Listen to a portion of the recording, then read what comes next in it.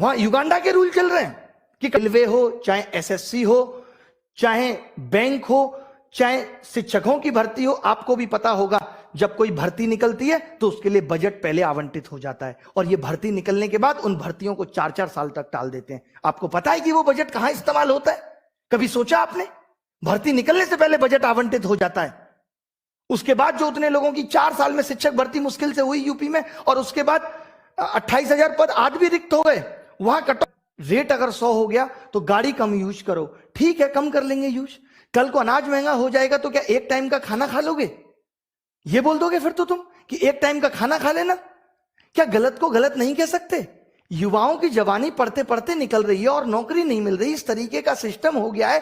क्या युवा प्रश्न पूछकर गलती कर रहा है? आज बेरोजगारी चरम पर है, और अगर हमने तेज आवाज में ये कह दिया कि रोजगार दो, उसके बावजूद भी कोई मीडिया चैनल इसको दिखाने को तैयार नहीं है, बल्कि हमें गलत ठहराया जा रहा है। हमारी आवाज को दबाने की कोशिश की जा रही है। एक कानून उन मीडिया चैनल्स के लिए भी बना देते जो टाइम पास कर रहे हैं पिछले 4 साल से, जिसको लोकतंत्र का चौथा स्तंभ कहा जाता था।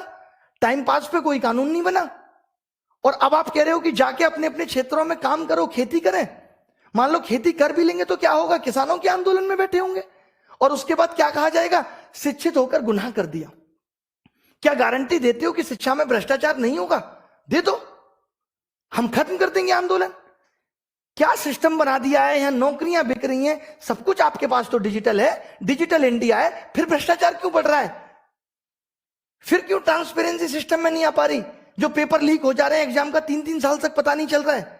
ये सिर्फ एक एग्जाम में नहीं है, ये हर एग्जाम का हाल है। आज अगर युवा रोजगार मांग रहा है तो लोग उसकी काबिलियत पे उंगली उठा रहे हैं। अरे किसने बनाया उसे काबिलियत? किसने दी उसको 10th में 80% और 12th में 90%? मैंने बनाया था ऐसा सिस्टम कि सबके 90% आ जाए।